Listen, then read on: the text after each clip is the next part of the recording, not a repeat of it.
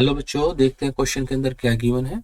A solid sphere of uniform density and radius capital R applies a gravitational force of attraction equal to F1 on a particle placed at p distance to R from the center O of the sphere. ठीक है।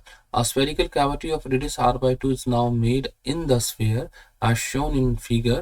The sphere with cavity now applies a gravitational force F2 on same particle placed at P.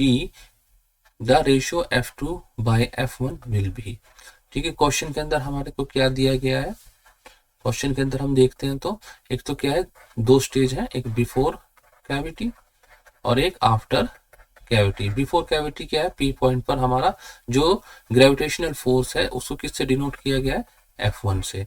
और after cavity, after cavity का meaning क्या है, जो बड़ा वाला sphere है इसमें R/2, ये जो है हमारा ये इसका रेडियस कितना है यहाँ से यहाँ तक, R/2। ठीक है, R/2 रेडियस का कैविटी बना दिया जाता है। उसके बाद जो ये रिमेनिंग बचा, जो बड़े वाले स्फेयर में से कैविटी निकाल देते हैं हम, उसके बाद जो बचा रिमेनिंग पार्ट बचा है, इसकी वजह से पॉइंट पी पर जो फोर्स है वो क्या है, F2 है। अब मुझे इस रेशियो F2/F1 को बताना है। ठीक है, F1 क्या है, बिफोर कैविटी वाला है। ये तो बहुत आसान है, G(m)(m)/2r का स्क्वायर, जो जितना कितना हो जाएगा ये G(m)/4r²।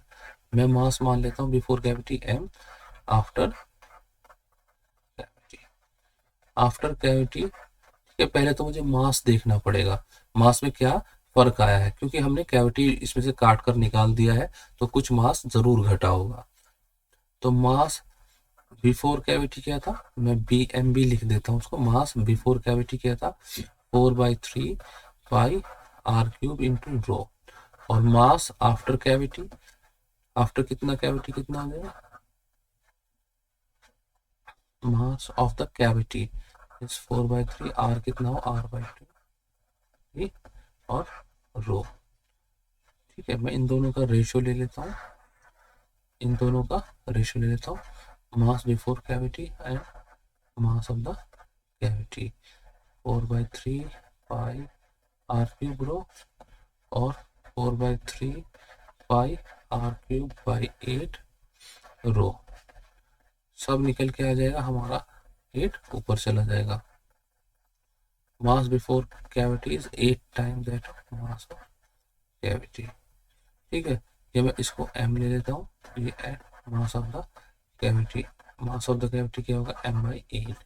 जो टोटल मास था, m क्या था हमारा टोटल मास है, उसका क्या हो जाएगा, इसको 8 पार्ट हो जाएगा, 8 से डिवाइड कर दिया हमारा। ठीक है, अब मैं यहाँ पर क्या करता हूँ, आफ्टर अब मैं फोर्स का फॉर्मूला देखता हूँ। फोर्स क्या होगा, फोर्स होगा हमारा G(m), ये कितना हो गया, m/8। R कितना हो गया, R/2 तो ये हो गया मेरा, R/2 यहाँ से यहाँ तक हो गया, और उसके बाद फर्दर मेरा R है, तो टोटल कितना हो जाएगा, R/2 प्लस R, ये हो गया 3R/2। तो यहाँ पर कितना हो जाएगा, 3R/2।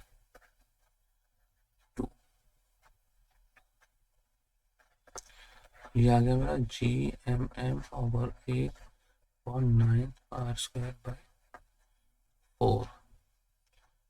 ठीक है, ये मेरा क्या है, फोर्स ड्यू टू कैविटी। हमें कितना निकालना, फोर्स रिमेनिंग की, Ft रिमेनिंग कैविटी। तो मेरा फोर्स ड्यू टू रिमेनिंग कितना हो जाएगा, Ft-Fc। ये क्या मेरा टोटल फोर्स है, ये मेरा क्या है रिमेनिंग, और ये कैविटी। कैविटी को अगर मैं हटा देता हूँ टोटल में से तो मेरा रिमेनिंग बच जाएगा।